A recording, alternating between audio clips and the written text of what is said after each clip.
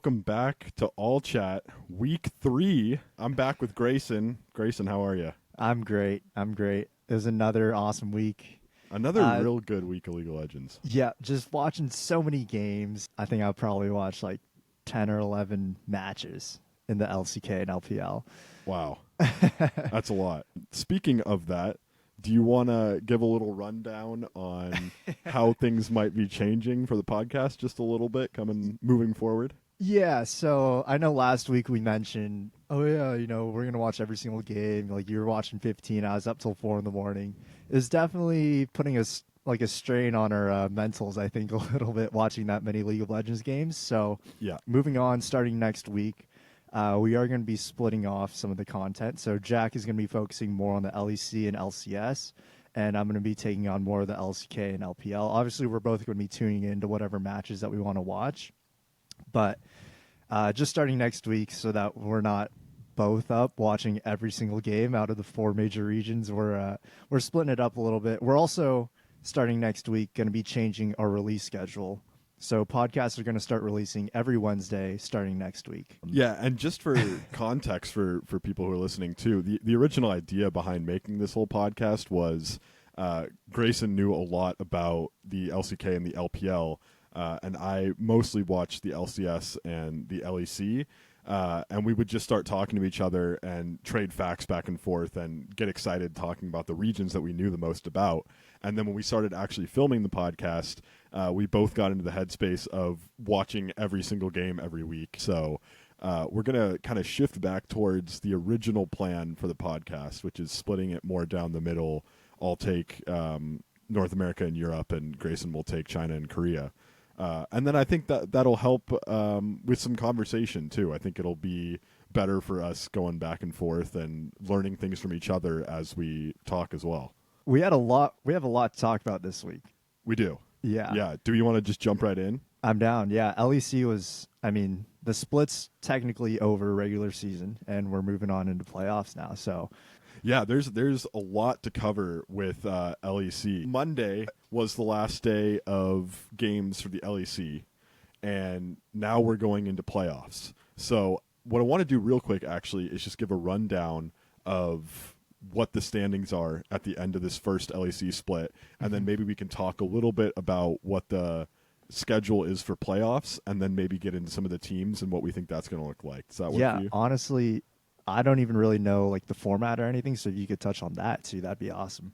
Yeah, that'd be dope. Let's do it. So at the end of the split, we have G2 and BDS in our top two. They're both 7 wins, 2 losses, but I believe G2 has the head-to-head, so they're technically solo first, and Team BDS is in second.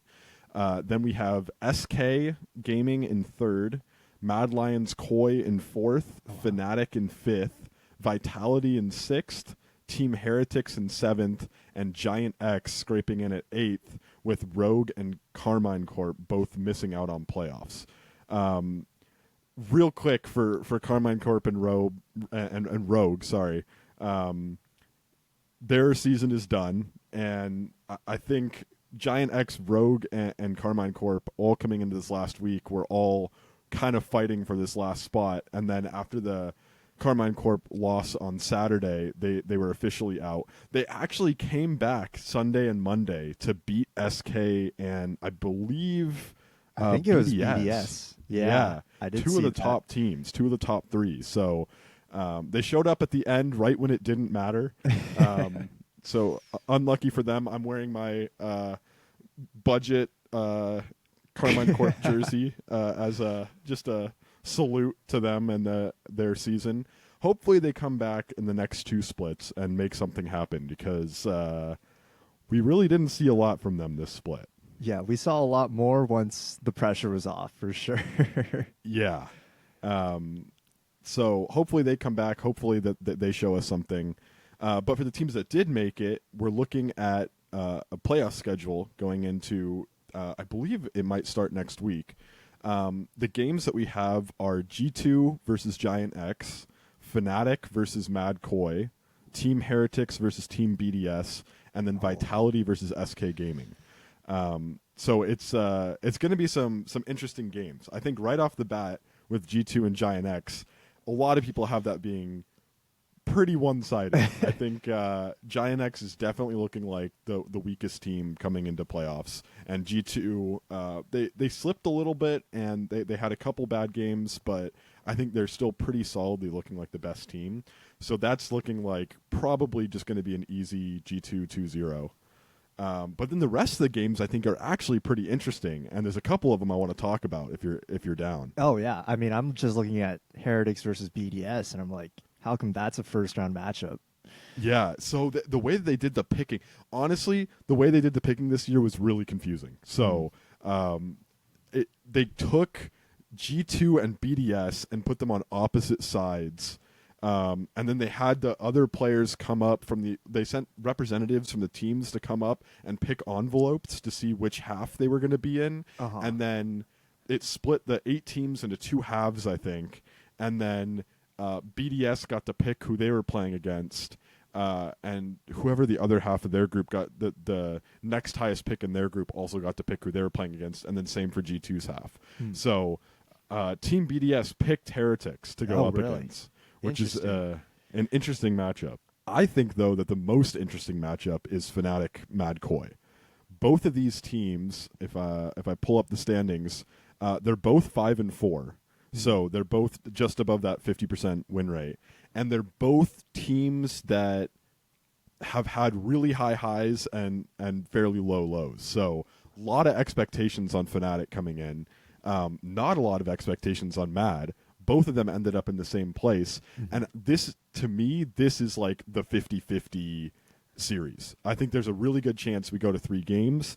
And honestly, I don't know who wins this series. It's What are you thinking? I mean, from what I understand, I mean, Fnatic's always the top team in the LEC. Mad Core is playing with 4 rookies. So it's kind of like the idea of, the top team is, kind of falling down, and these young guys are kind of on the rise here. So it's interesting to kind of see that juxtaposition. Yeah. And kind of seeing where both these organizations and teams have kind of come this year, and how they're both in the same spot despite starting on 2 completely different ends of, I guess, like the preseason power rankings. Yeah.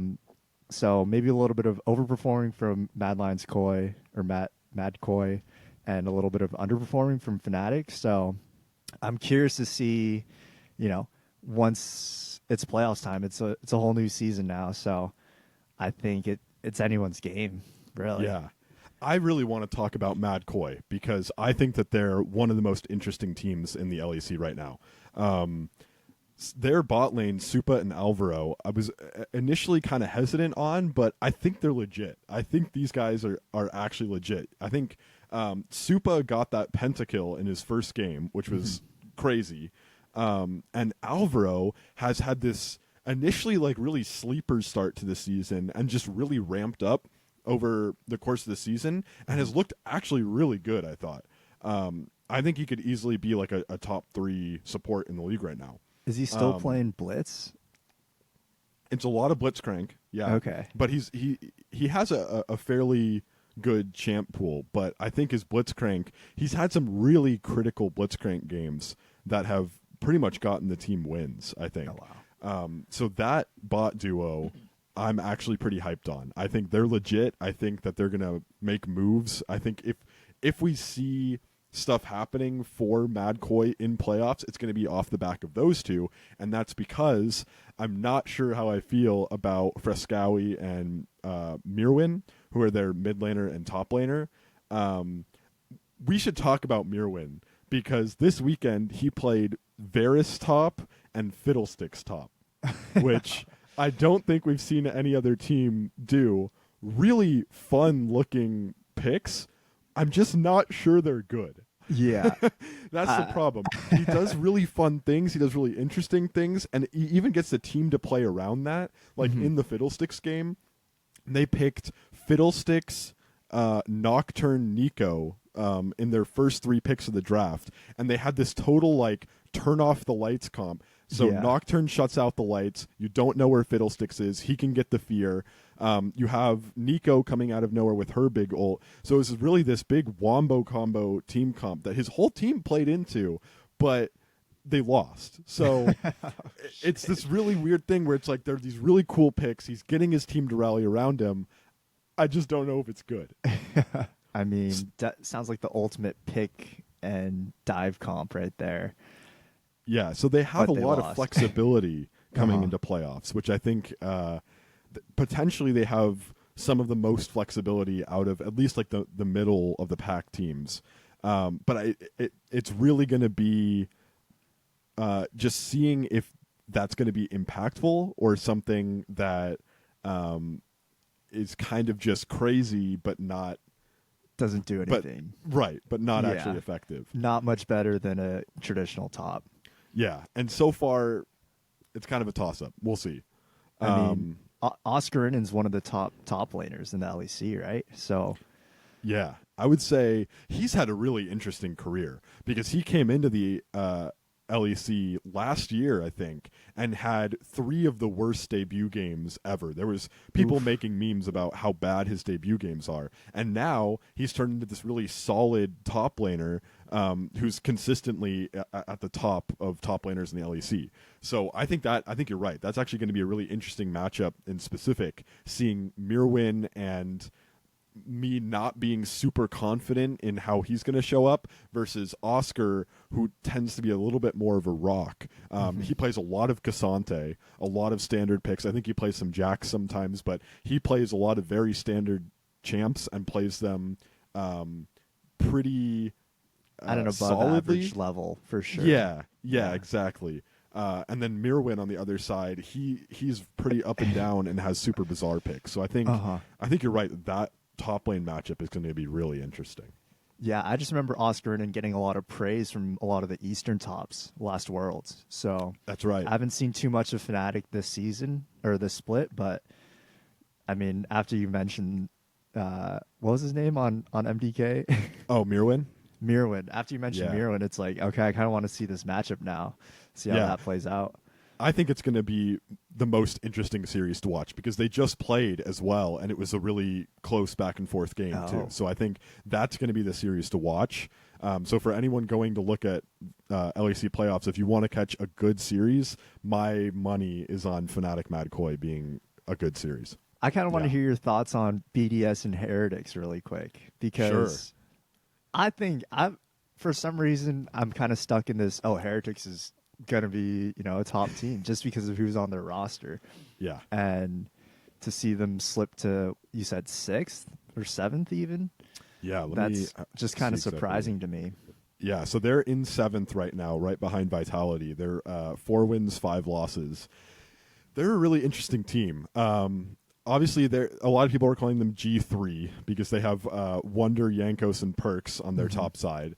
And, with names like that, you're going to go into the split with a lot of high expectations. A lot of people are going to see you as, it's G2 2019 top side. How can that be bad? But we've seen some really hit or miss performances. I think Wonder is pretty solid. He played really well subbing in for Fnatic last year. I think he was a big part of them getting to Worlds. He's continued to play pretty solidly, I think.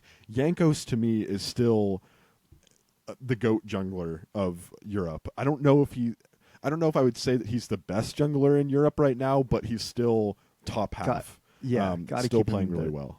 Top 3, top 4, probably. Something like that, yeah. And then, interestingly, maybe not so interestingly to people who follow the LEC, Perks really hasn't impressed me. I think it kind of started after he left G2 that people started to get less and less impressed by him. He had an okay performance on Cloud9 when he went over to NA.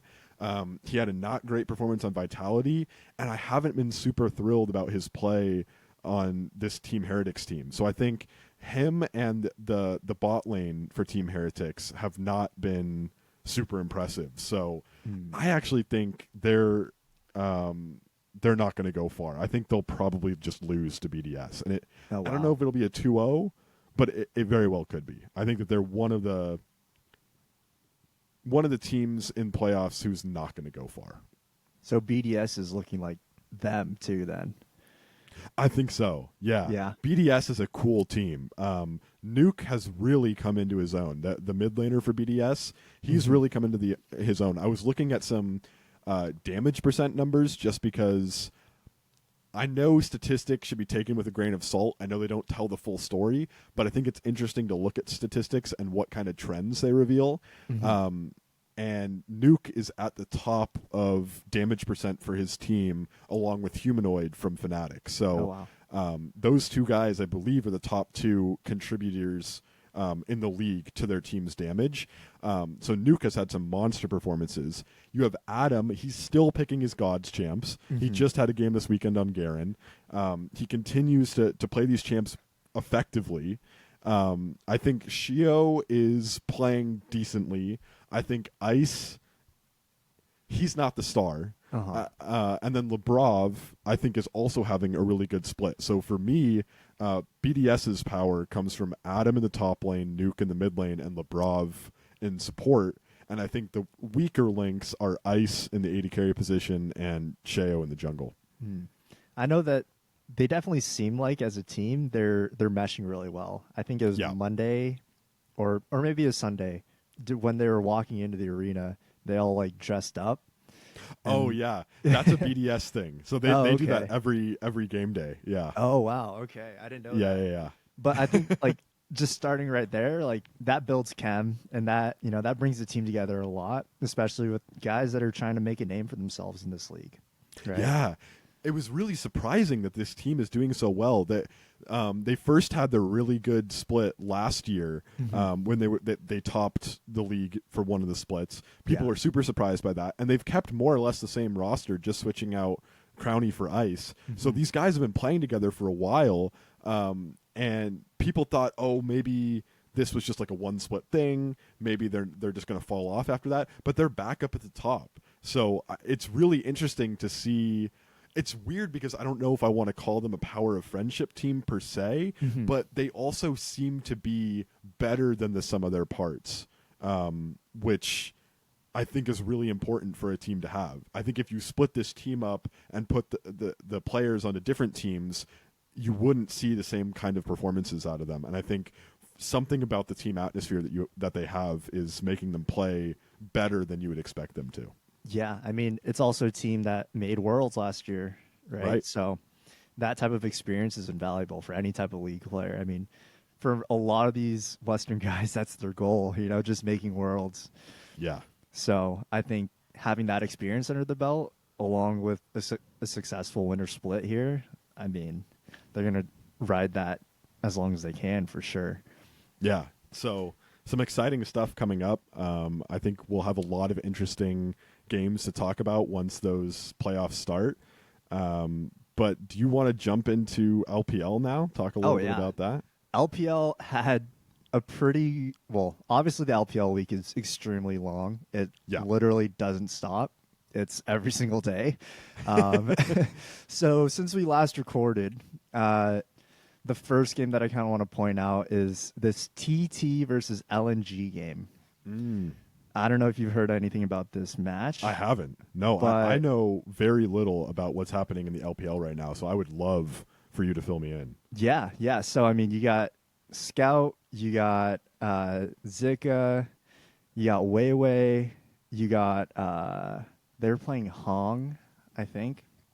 And these are all the LNG players, right? Yep, and Gal, right? So just starting right there, where do you think that team is going to do? Just hearing those names. That's more or less the team that they had that went to Worlds last year, right? And people were putting, top performers for Worlds. Is that right? Did they keep most of their roster? They kept most of their roster. I think they picked up either they're playing around with their support, and then they picked up Weiwei. Right. Yeah. So off rip, that sounds like a team that should be competing for the top of the LPL to me. Yeah, they lost 2-1 to TT in their very first match. That's wild. Yeah. So TT is kind of one of these teams that's always expected to be near the bottom. Right. Definitely not a favorite by any means. But this whole series was just TT. Well, game one, TT was outweighting them pretty much in game one, stacking drags, and by the end of the game, LNG just couldn't do anything. Game two, LNG looked really shaky at the start, and it looked like it was going to be a 2-0 for TT. But LNG, with their players, with their guys, they just team fought a lot better, found picks, won the game. Sometimes the veterans just bring the hammer down. Yeah, exactly. But game three, LNG was literally winning the entire game, like all of game three. They had they were at sole point at 18 minutes. They had an 11 kill lead. Yeah, they got they had an 11 kill lead, and then they got Baron stolen, pushed your yard for inhib, and then just got caught out and lost the game. This was at like 30-something minutes. They were literally stomping on them the entire game, and then TT has one little Baron steal, one little team fight win, and the game's over. And like the guys on TT were literally celebrating. They're celebrating so hard in their cams. Like UCal, before the game was even over, he was like jumping up and down, like out of his chair. Basically, TT after this went on to get 0-2'd or 2-0'd by RNG, and then LNG proceeded to 2-0 OMG. So basically, you can count this as a outlier for LNG and TT. But I thought that match was just crazy because, I mean, obviously we all know LNG. We all know Scout is probably one of the top 5 mid laners in the entire world. Yeah. So just seeing them lose in their very first match of the split was crazy.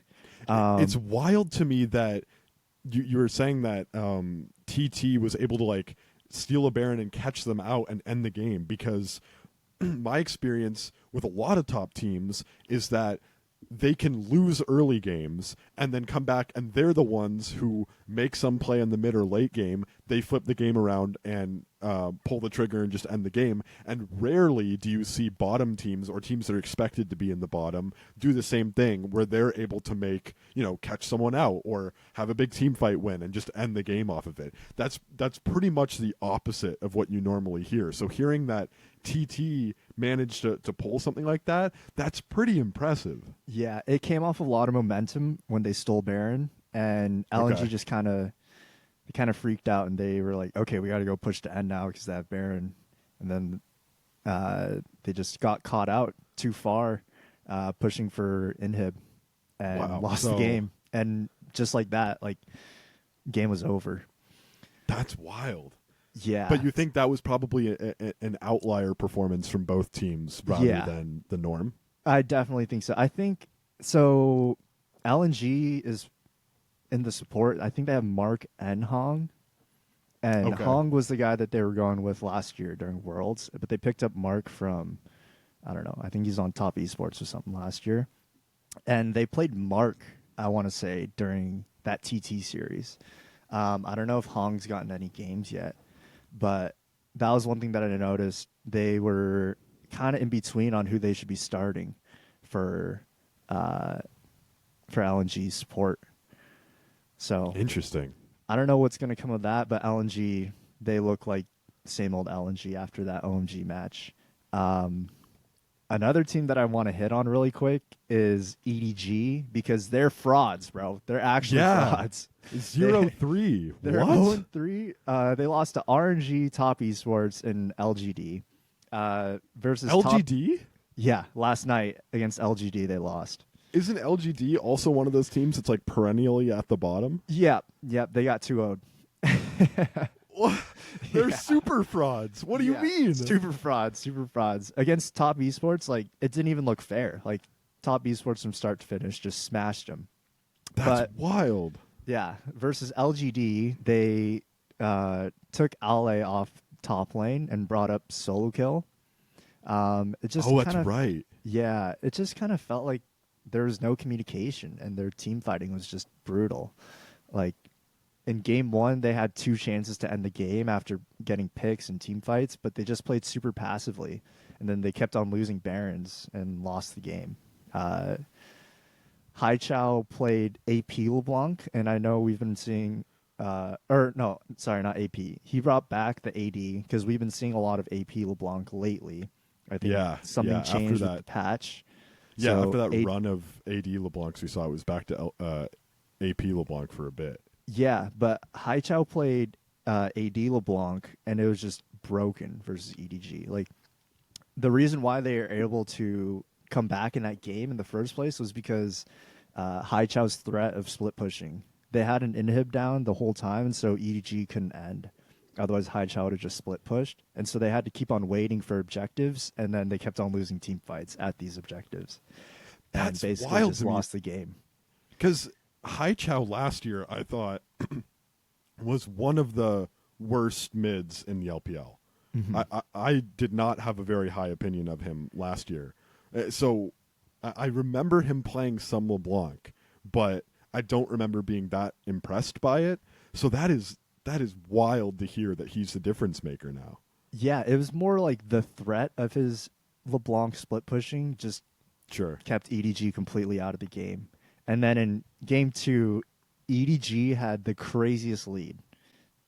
You could probably ask for it in a League of Legends game and still lost. They had Cloud Soul at 23 minutes and a 5K gold lead at 25. And then LGD got Elder and Baron and won. They lost the Elder fight at 29 minutes. EDG lost the Baron fight at 32 minutes, and the game was over in that same minute. So EDG are just the biggest frauds in any major region right now. Basically, yeah. That's what it sounds like. That's wild to me. Because EDG is an organization that I expected to pretty much always see at the top as well. Yeah, perennially just in the top 5 at least. Yeah. And now I'm looking at the standings, and they're shown literally in last next to Ultra Prime. Yeah, which they pretty much showed why they are last based on these games, which is so surprising. I mean, it's not like they have bad players either. Like, they still have JJ. Well, JJ honestly looked pretty rough, actually. That's so it's not surprising. like they don't have the pieces. They just look discombobulated. Solo Kill was supposed to be like a really hyped up rookie too, right? He was. I think there's a lot of pretty high expectations of him coming into the LPL too. Yeah, and nothing just seemed to work for them. Like, it didn't matter that he was getting brought up. It didn't seem like there was motivation either. Like, they had so many chances to win games, and they would just throw it. So that's not a good look if you're known as a top team. Yeah. You're trying to compete for those top spots while sitting 0-3 now. Yeah. You mentioned Up really quick. Sure. Ultra Prime. I just want to touch on them really quick. They played RNG also last night. Game 1. So RNG picks double ADC bot. Oh, what do you think Ultra Prime responds with? You might already know. I don't know. I don't. Oh, you don't know? Okay. So RNG picks RNG picked, I think, Varus Ashe. Varus Ashe. What do you pick into Varus Ashe? I'm not even going to venture a guess. I would assume it would be something fairly maybe an engaged support. I'm thinking maybe like a Blitzcrank or a Nautilus or something with a lot of survivability. Oh, yeah. You're kind of on the right track there. It was they picked Rammus Yumi in the bot lane. Yeah. Right. They lost their classic tower like before 9 minutes. Wow, the classic Rammus Yumi bot lane. Yeah. How did I miss that? Everyone plays, Yeah. Oh my god. It was That's terrible. Wild. They were down, could not CS. It was like 8 minutes. Their tower was already done, and then they're buying their double support items. Wow. Yeah. That's all I got to say about that series, because that was just not on my bingo card for LPL. No. Was it as useless as it sounds like it is? Oh, yeah, it was. Okay. All right. Having your ADC play a Rammus, probably not the best idea. Not the Even best with the use of Yumi on resources. its back, not the best idea.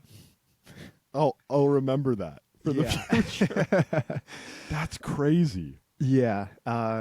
I wouldn't recommend watching it. I would recommend just looking at it and wondering if it's photoshopped or not. just look at the game and think for a little bit, but don't watch it.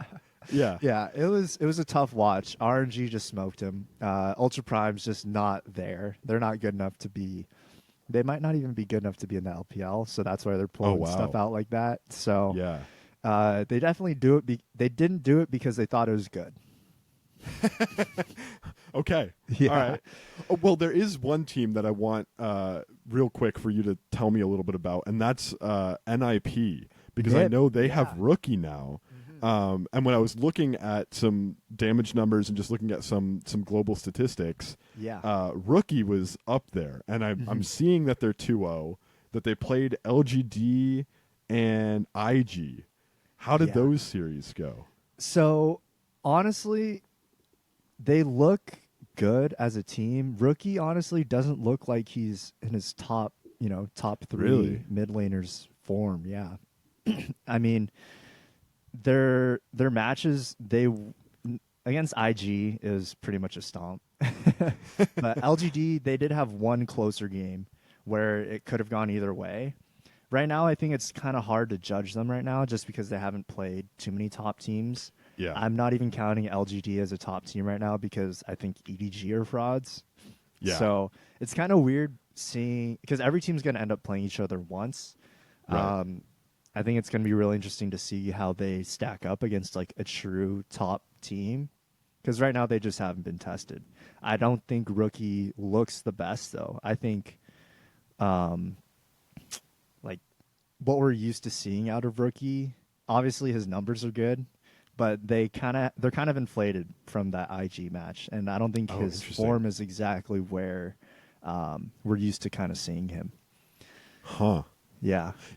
So real quick, one of the interesting things to me that I've been thinking about recently is how the different regular seasons of our major regions are scheduled. Because you look at the LPL and the LCK, who have best of threes, and they're Yeah. playing constantly, and they're playing a ton of games. Yeah. And then you look at the LCS, we're down to 8 teams, and it's 2 games per weekend, which it's been 2 games per weekend for a while. There's a lot of conversation on Twitter recently about how LCS only plays 2 games in a weekend, and we've had structures where it's been like 3 games in a weekend, but it's been a lot of 2-game weekends. That's not like the most surprising thing to me, but I think it's really striking people now because there's only 8 teams in the league.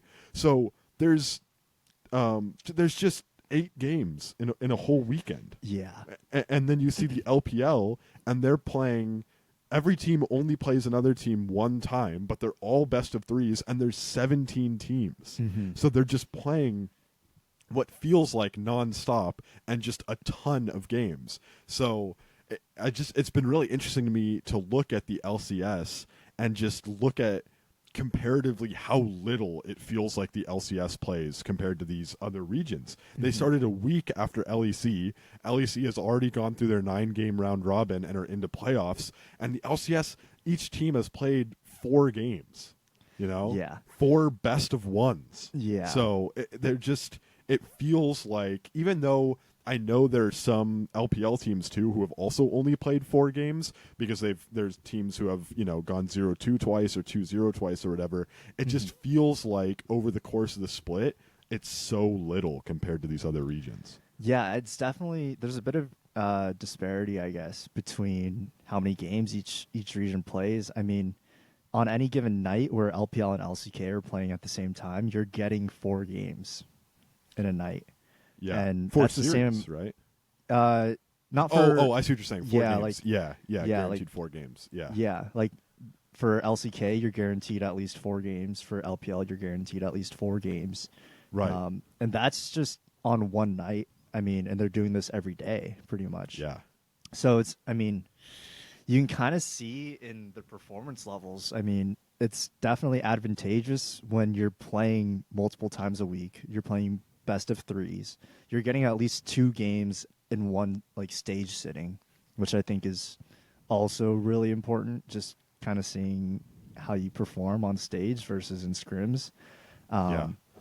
It's I'm a little worried just for the LCS, just because I don't know where that competition level is going to be like when they're playing such little or such a low amount of games. But I don't know Yeah. if there's a solution either.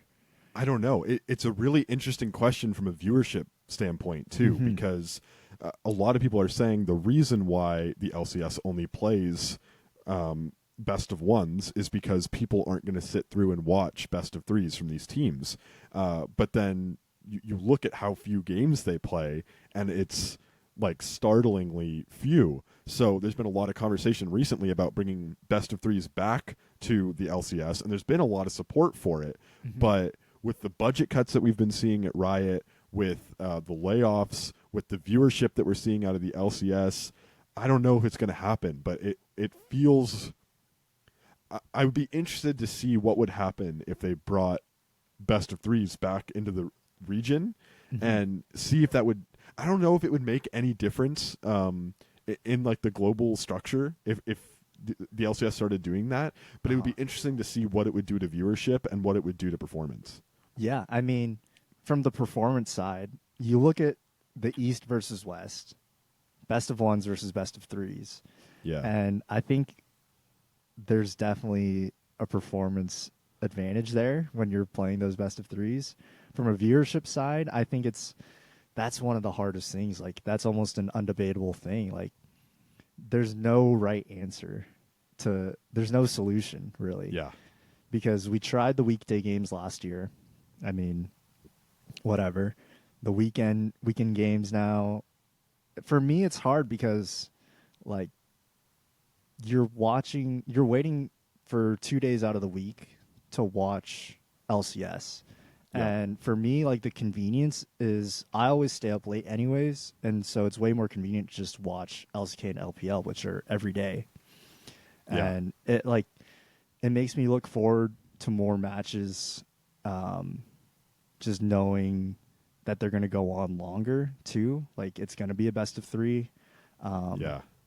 It's just little things like that where I don't know, like, it's harder for me to get engaged with the LCS and the LEC just because they are best of ones. And I think for like the LCK and LPL, like, it also gives you a truer look at how teams are performing. Because, I mean, say we had a best of three in the LCS. I'm just going to use this past weekend as an example, but Sure. without spilling too much, imagine if Cloud9 played a best of three this weekend instead of a best of one. They're probably not 3-1. You know, they're probably 4-0. Yeah. So I think you're probably right. It's hard to find like a middle ground, especially when so many different regions. Like, the only two regions that kind of do the same thing are LPL, LCK. Yeah. But even so, there's a huge difference there with the amount of teams and their scheduling. So it's hard to find a middle ground when looking at all four regions as a whole. I think what the LEC's done is really interesting, having 3 splits and having a much shorter like initial split. And then you get into playoffs much quicker. But at the same time, I feel like sometimes it might be hard for teams to have such long breaks in between those splits too. So yeah, because what do you do if you're a KC or Rogue? Yeah, and now you just like, sit wait off till for summer. all of playoff. Yeah. Yeah. Because you play 9 games and then you're just done for a while. Yeah. Like, when does the summer split start up? Like, I wish I had it offhand, but I don't. But it's a summers? While. Yeah, they're not going to be playing for a long time, which No. I don't know in a professional gaming world if that's ideal at all. Right. So, yeah, I don't know if there's a way that they could increase the amount of games for LCS and LEC. I think that'd be kind of fun. At least for LCS, I would definitely love to see more games. I'd love to see these teams playing each other multiple times earlier on. Like, the fact that we only have 4 games per team is, I don't know. I think that's kind of tough. I wish we could see them performing a lot more. Yeah, and it's been hard to pull together any kind of like real thoughts about where these teams are and where they're going to be when you've only seen four best of ones out of them. Mm-hmm. I found myself a lot of times wishing that we had more game data for these teams so far. Mm-hmm. But I still have some interesting stuff to go over. Do you have more on the LPL, or do you want to jump over to the LCS? I have one last super quick thing. Just go for kind it. of middle of the pack teams. Sure. But as we know, Prince moved over to the LPL. He's on right. Team WE, I want to say. Yeah. And basically, OMG, FPX, and Team WE are like in this 3-man tie where OMG 2-0 WE, FPX 2-0 OMG, and then WE 2-1 FPX.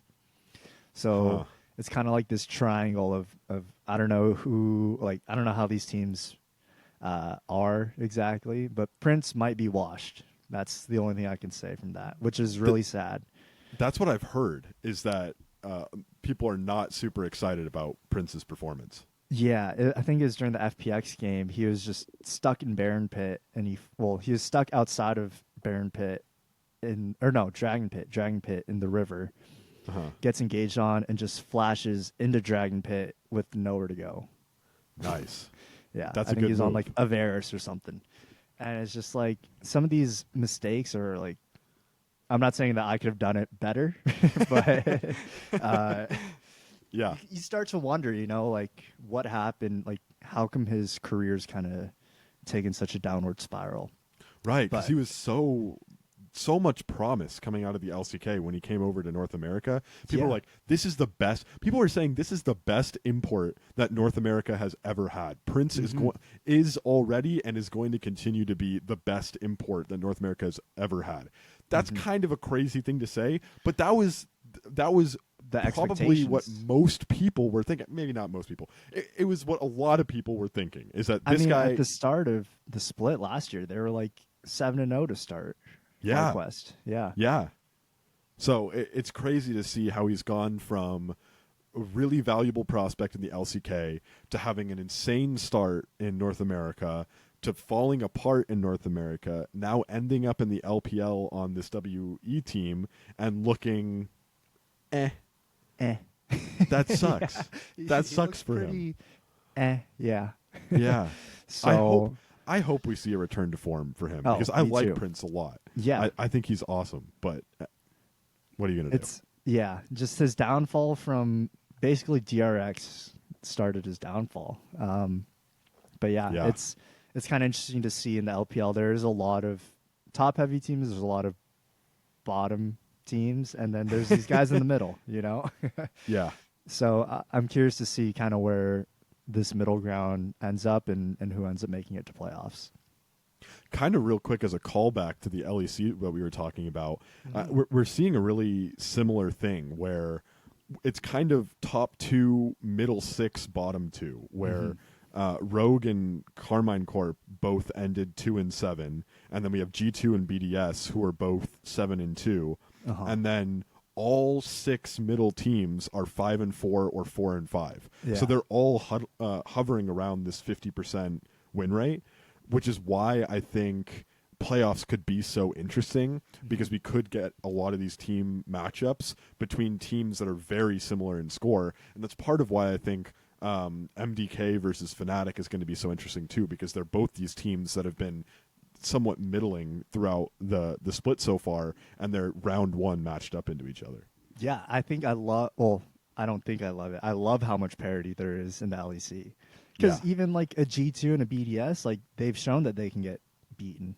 They can know lose. that they can lose. So I think for the LEC, I love how there's so much parity, and it's really anyone's game. Whoever shows up on that day is the one who's going to be coming through.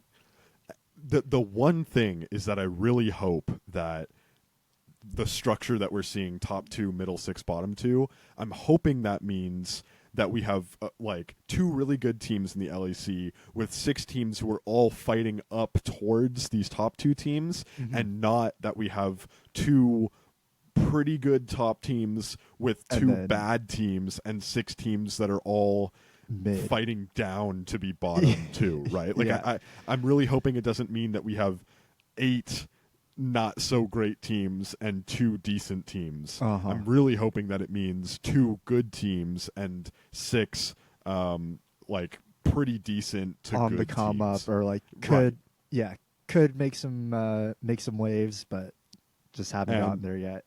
Yeah, I'm not confident in which one it is yet, but I think playoffs will be telling. So I think playoffs will be telling, and then MSI, of course, will be the real test. Yeah.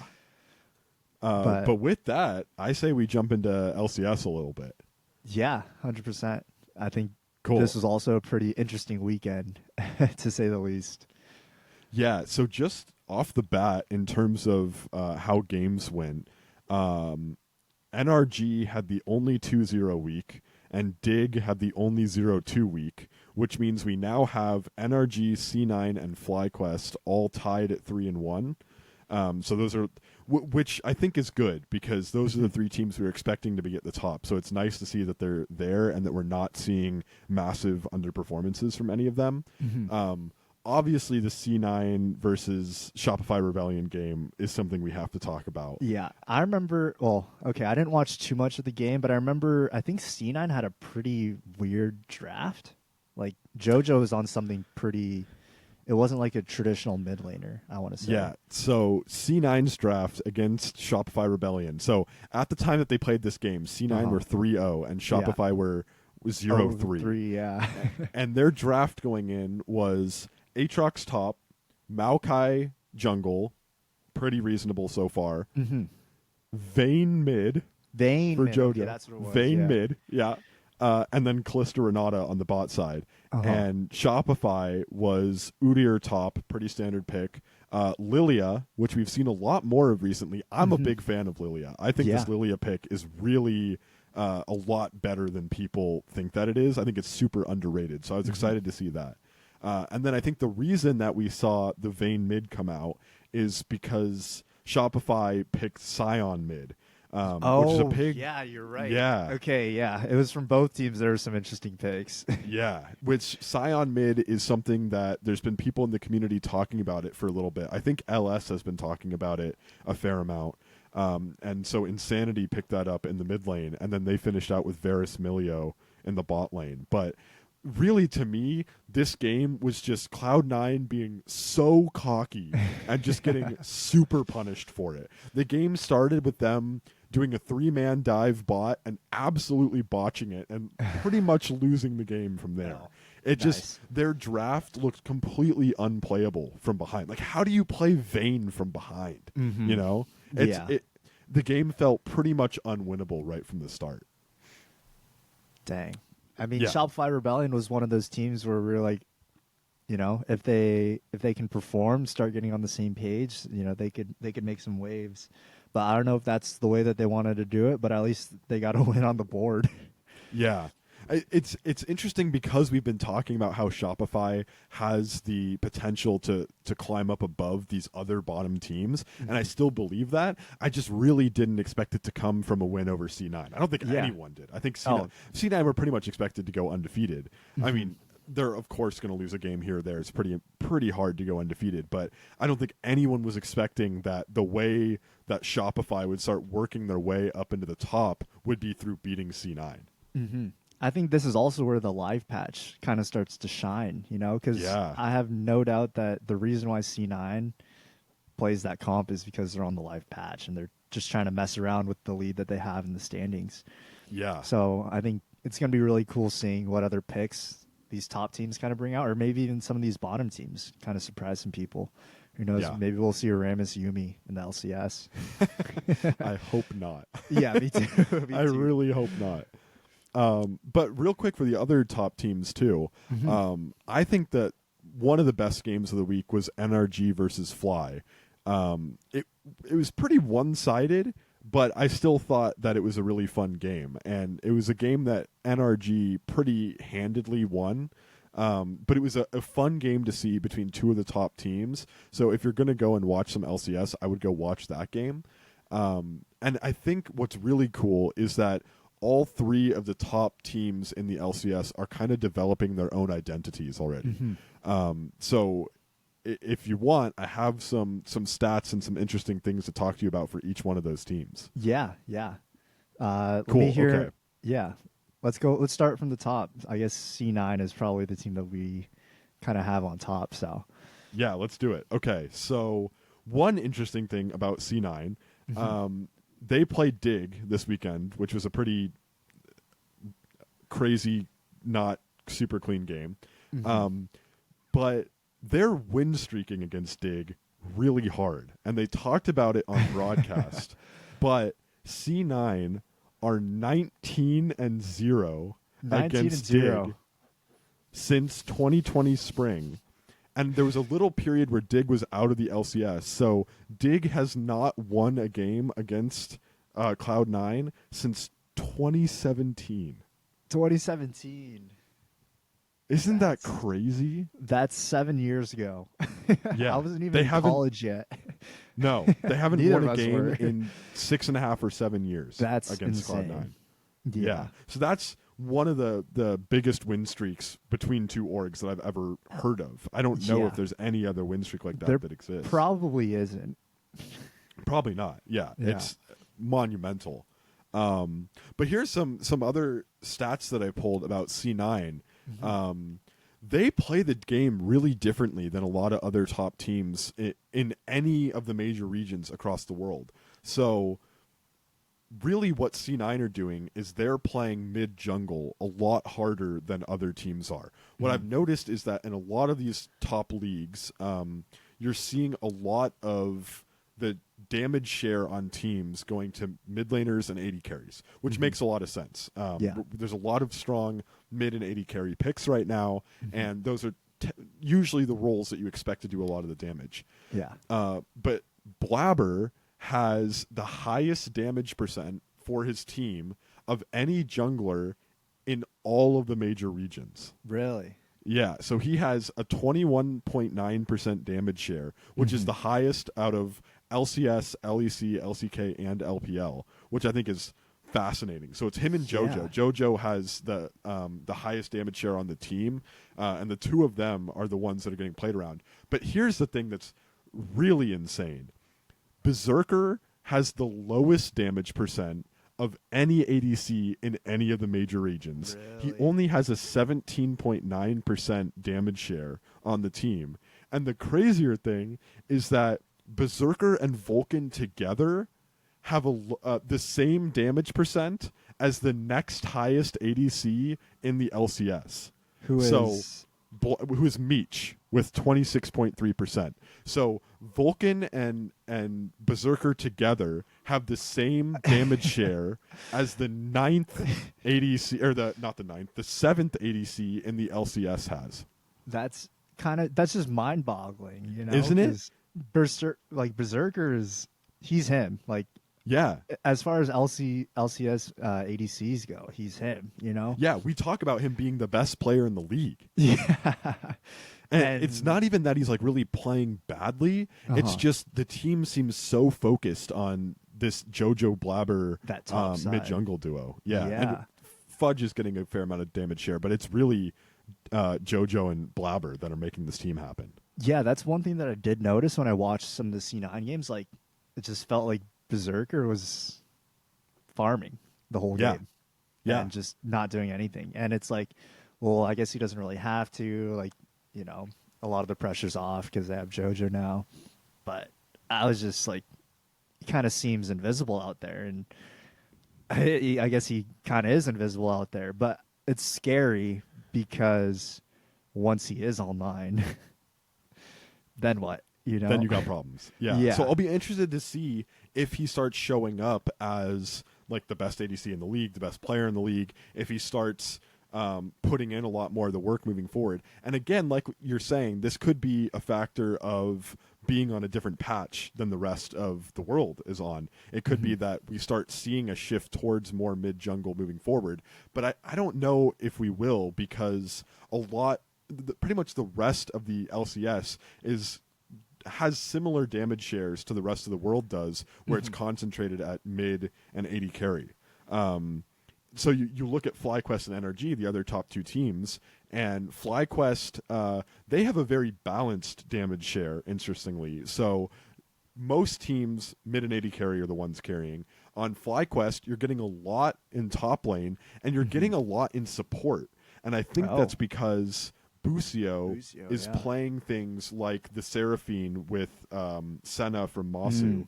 And just an interesting tidbit about FlyQuest is that, from what I can tell, FlyQuest is the only team, at least in the LCS, where the support has a higher damage share than their jungler does. So Busio actually has 15% damage share, where their jungler Inspired has 11%. Oh, wow. I mean, Yeah. I think that definitely does go back to what you were saying with the picks. Yeah. That Senna Seraphine might be inflating that a little bit, Oh, 100%. Yeah. but that's But still it's interesting. crazy. Out of Yeah. 4 games, Yeah. to have it not just be like a 1-game anomaly, but over the Yeah. course of 4 games to have him have a higher damage percent. It's pretty interesting. And again, take it with a grain of salt because it's one stat that I'm looking at, but it's an interesting trend. So Yeah, for sure. I think FlyQuest is definitely one of those teams that they're just going to be solid, kind of like a no expectations energy from last year, where it's Yeah. like they have the pieces. It's just a matter of performing. Yeah, I hope that's the case. Yeah. I like this team a lot, so I hope that's the case. And then the last one, NRG, who's also up there 3-1, they're playing a lot through FBI. He has 32.7% damage share for his team, which is the second highest damage percent of any ADC in the LCS. So they're very mid ADC focused because Palafox also has pretty high, and you can tell that Palafox is carrying a lot of these games. So they're kind of playing maybe the most standard that you would expect out of a team. FlyQuest is playing very balanced, and then C9 is playing this totally different game where they're just playing through jungle and mid. Yeah, that's so interesting. And it is. I guess 3 different philosophies and 3 same results. So Yeah. I want to see. I feel like I'm a broken record a little bit, but I just want to see all these top teams play each other. Obviously, we already saw the C9 energy. We saw that energy fly. But C9 FlyQuest is bound to be a banger, and then having them come back and play each other again, I think is going to be really telling. Yeah, for sure. Yeah. One last guy to talk about before we move on to the LCK, or before we move on to LCK. Yeah, LCK. Yeah. Oh my gosh, LCK. so sorry. Yeah, before we move on to the LCK, there is a player who really stood out to me just from a stats perspective that I was not expecting to find. The highest damage percent in the LCS. So this is a player who has the highest share of their team's damage. There's one guy who holds the highest percent, and I want to know if you can guess who that might be. I don't think you're going to get it, but I'm curious if you might be able to guess who has the highest damage percent in the entire LCS. Let me think here. Okay, you got. I'm trying to think of all the teams. I don't think it's anyone from C9. I don't think it's anyone from Energy or Fly either. Right, you're correct in that. Okay, you got TL and 100 Thieves. Yeah. Is it one of those 2 teams? No, I'll give you this hint. It's one of the bottom teams that has this one standout player who's doing most of the work, it seems like. Is it someone on either IMT or Dig? Well, Yep. Okay, so IMT or Dig. Which one? It's on IMT. Yeah, I'll give you IMT? Shit, I don't think I even know any. Is it Wild Turtle? that. He is on Shopify. Oh, that's so awkward. Okay, I'll just give it Just to you. tell I don't me, just need- tell yeah, me, yeah, yeah. It's Mask, of all Mask. people. Mask. Okay, so this tells you how much I know about the LCS. I've never even heard of Mask. So he was an import from the LCK. I think he was playing Tier 2 in the LCK. Him and Castle came over, I think both from Tier 2 LCK. Okay. People were like, oh yeah, these guys look pretty decent, but why aren't we seeing North American rookies play? And now, after 4 games, Mask has 35% damage share on his team. So he is absolutely plugging away in these games. Wow. And it's crazy too because they're 1-3 in their games, and I haven't been like particularly impressed just from looking at IMT as a team, and I haven't been super impressed about Mask specifically, but looking at this number, like I'll be really interested to see where that goes for the rest of the split, to see if he continues to be the main damage dealer on this team at like such a high level too. Is it just him being the only person in games? Is it just everyone else is like terrible? There's a chance that's it. I don't know. I don't know that I think that anyone on IMT is playing that well. So it could be that it's just the rest of his team really like performing at such a low level that it seems like comparatively he's really standing out. But I think going forward in the LCS, he's actually someone I really want to keep my eye on, because I did see, but he had a Jace play that was really like a sleeper impressive play that he made. So I do want to keep my eye on him for the rest of the LCS and just see if maybe he's kind of jailed on IMT and he's actually someone who can compete with these other top mid laners, or if it's just a super underperformance from the whole IMT team. Yeah, I mean, that's not someone that I was that is definitely not who I was expecting you to say. No. So yeah, definitely got to keep my eye on Mask now and kind of see how he progresses. Yeah. But speaking of LCK and LCK rookies, talk me through the LCK. What do we have going on? I have some bad news for you, Jack. I'm going to be really honest with you. KT went 0-2 this week. No. That's brutal.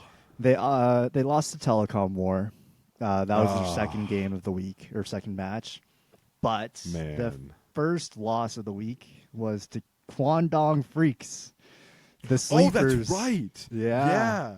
I actually did see that game. I didn't watch the Telecom War for some reason, but I did see the Kwangdong Freak game. That's really interesting because we were talking about them as being a potential upset team. Yeah. For my money, if we're talking about a team that's going to upset and get into that top 5 when they're not expected to, I think Kwangdong might be that team. Yeah. So here's the biggest difference with Kwangdong Freaks. Yeah. Taeyun's out. Bull is in now. And Bull looks crazy. Or at least when he's given a lead. Oh my gosh. Yeah. Good luck stopping him. Something about these Challengers League players, I've been watching a little bit of the CL just because Reckless is playing, but they're so aggressive. All of their 80 carries. Probably the most aggressive players I've ever seen. Like, I love that. That's awesome. Yes, basically second comings of Jackie Love. Like, not afraid to just jump in, do whatever, kind of greed for kills, but it doesn't matter because it works out half the time. But basically, this series, the Kwangdong KT series, was KT started out well in game 1. Kwangdong had an early kill lead that came off good picks from like Cuz and Andal. But KT responded. They kind of found themselves back in the driver's seat. Got a lot of those kills back, and they got Baron. Basically, game 1, Perfect got caught with Baron up, and then Beryl got picked, and then Pyosik decided to go 1v5 and died, and then Kwangdong got a free Baron. Except KT came back and basically picked up Ando, Bull, and Dudu, and so it was like just this crazy little 1-minute sequence of Kwangdong gets Baron, and then they lose half their squad, and then just a back and forth. Yeah. And then final team fight, KT was applying all the pressure. Beryl had a nice Ornal, and then the game ended. Game 2, a lot more standard. The game looked pretty even. Picks were going kind of both ways. But Cuz, we got to talk about this guy. He is looking insane. Well, maybe not insane, but he's looking like one of the top junglers in the LCK. He was everywhere. Because I remember at Worlds, we talked about this, I think, last week, or maybe it was even the first week, but he was really impressive at Worlds, and then he ended up on this team that not a lot of people were expecting a lot from. So I'm really glad to hear that he's having the performance that people were hoping for after Worlds, it sounds like. Yeah, his jungling has been unreal. Like, it feels like he's everywhere. Like, they're finding picks on Perfect throughout the game. They just found him. Like, Perfect was just kind of caught out overstepping or just getting picked here and there. He tower dove Jin, greeting for a kill, and Jin had W up, so he just W'd him under turret and died. And that basically got Bull into the game, honestly, because that was like, I think KT had a kill lead, and then that brought them even, and it gave Bull a kill, and basically from then on, it was still a pretty even game, but Cuz stole a drag for Soul Point, and they got an ace right after. And from then on, it was just the KDF show. Man. And then exciting, game 3. Though. Yeah. Exciting to see KDF actually put in some work. Oh, yeah, it's crazy. Like, game 3 is basically the example of, like, Bull's coming out party. Like, this was what's putting him on the map. This guy dominated bot lane with Callista and Renata. Oh, They, that's right. yeah. Level 1, it was like a little bush camp 3-man skirmish, and I think Callista came out with 2 kills. And they were just straight up winning 2v2s in lane. And I think it was around like 10 minutes, I want to say. There was a skirmish, and KT pretty much ended up using everything just to try and kill Bull, while what's his face, Bulldog could just farm it. And he finished the fight. Bull finished the fight dead, but he was 6-1-1 at 10 minutes. That's crazy. Yeah, I have it in my notes that KDF bot absolutely destroying KT Bull Callista Clinic. Yeah. That guy was a monster on It Callista. was crazy. Like, he basically said, "All right, guys, give me the keys. I'm driving," and took him to the Let me finish drive line. close. Yeah, it was the bull. It was a bull carry. Cuz was setting up everything, and Quanog just they team fought, and their macro play was just so much better after finding picks.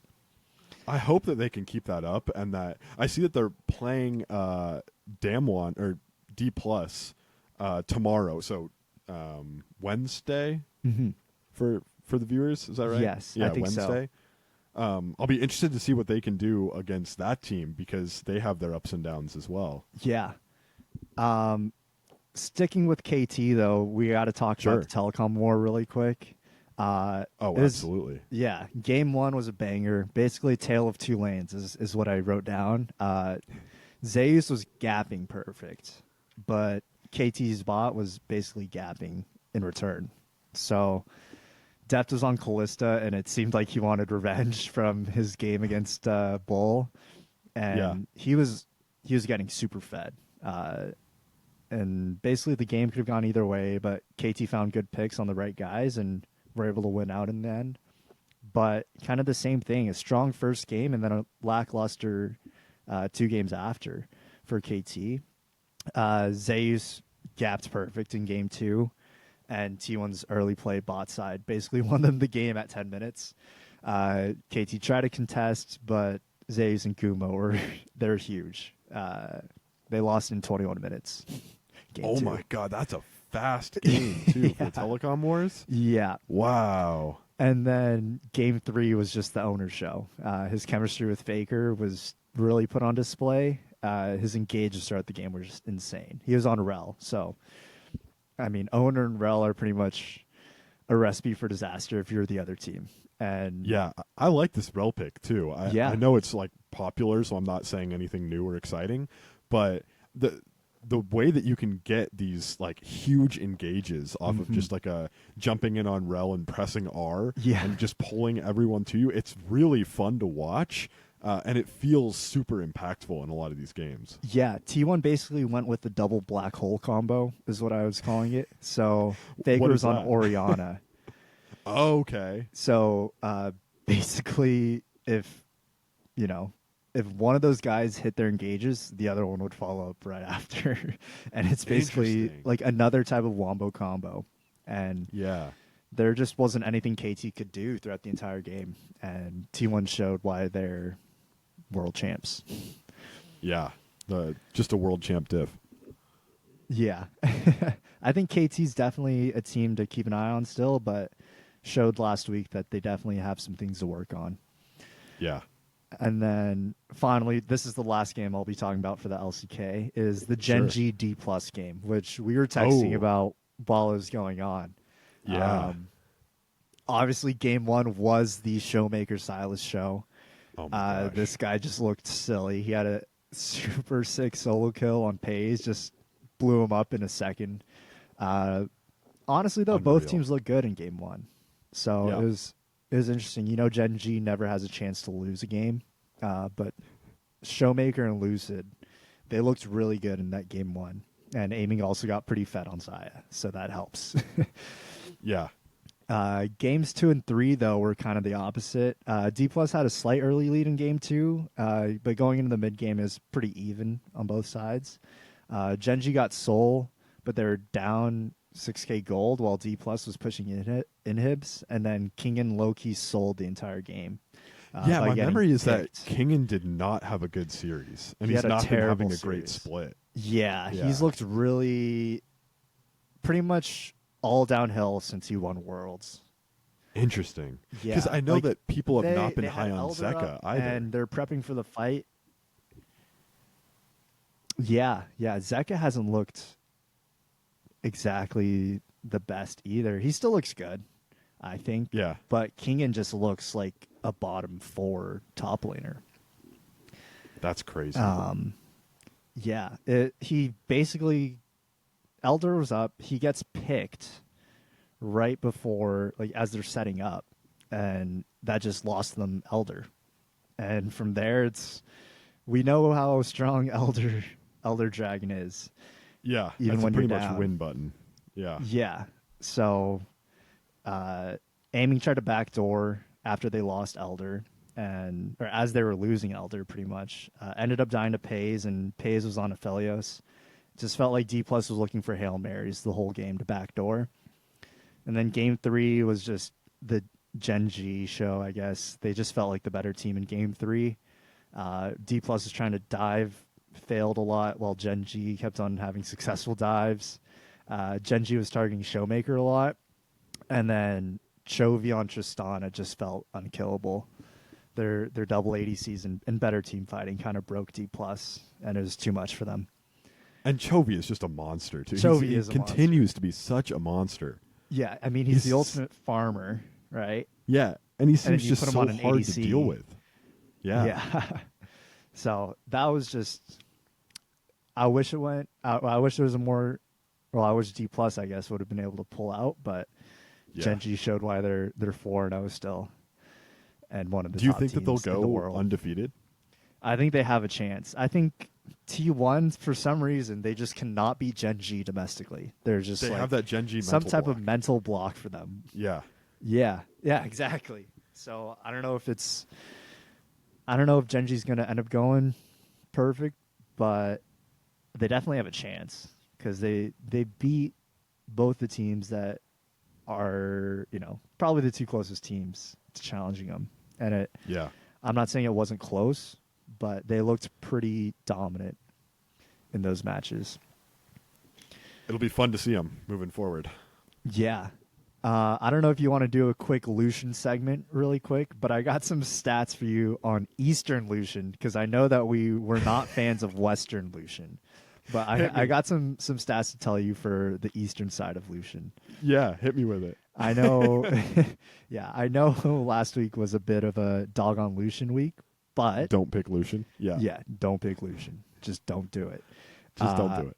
Unless you're in the LCK or LPL, then you can pick Lucian because Okay. right now, Lucian, guess his win rate right now. So I think I checked, you say and it's- globally it's like 51% or something. So I gotta guess in the LCK and LPL, it's got to be 80%. So in the LCK, it's a 63.2% win rate. LPL, Okay. it's 70%. Okay, so I overshot a little bit, but still really high. Still really high. Definitely one of the better picks in the Eastern regions. It seems to have a lot of success. It's one of the few picks with like a winning, a positive win rate. Yeah. But one thing that's really interesting to point out is 10 out of their 13 losses were against one champ. Oh, interesting. Yeah. What would that be? I'm thinking maybe Varus. I don't know. What is it? It's Aphelios. So it Oh, looks like really? it's the kind of like the clash of, I guess, draft styles, the early comp versus the late comp. And it seems like whenever Aphelios has the chance to scale, he's beating Lucian almost every Okay. time. So 6 I out could of see that. the 7 losses in the LCK were against Aphelios. The other one was Seraphine. And then Huh. in the LPL, 4 out of the 6 losses have been against an Aphelios. Wow. So it's interesting to kind of see how there's so much difference between the East and West on Lucian. Yeah. So pick Aphelios. Pick Aphelios, basically. Yeah. If you pick Yeah, Aphelios, win you're games. Yeah, exactly. There's not too much else that I have from that end, but I just wanted to run that really quick. Yeah, no, that was great. That was great to flip it back on me. Yeah. But yeah, that's But pretty much all I have too. yeah, I think we have a lot of pretty exciting games this week too. Every week there's always going to be an exciting game. I think that's just the nature of how many games that there's going on. We got playoffs starting this week for that. Is it this week for the LEC? I need to check on that. I'll check while you're talking and Okay, see if but that's yeah, right. I mean, if you're just looking at some of the games that we have scheduled up here, like obviously you mentioned the D plus KDF. There's going to be some pretty good games in the LPL. I just checked. It starts February 3rd, so I think that's this weekend. Okay, yeah, that is Yeah. this weekend. Yeah, so on Saturday. Wow, that's quick. Wow. Yeah, that is quick. We do have Genji playing Kwandong, D plus versus HLE. I think TL versus NRG is going to be a really good game too, and Fly versus Yeah. 100 Thieves. So Maybe a lot not of like good great coming games, up. but just interesting games for sure. For sure. Yeah. And then obviously we have the C9 FlyQuest game this Saturday. Oh, on as Saturday. well. That'll So be a good one. Yeah. we have a lot of pretty fun games throughout this week. LNG also plays JDG on Saturday night. So just straight bangers all throughout the rest of the week, which every week there's bangers, it feels like. So there's definitely no shortage of that. There's definitely not going to be any shortage of content from the All Chat podcast. Absolutely.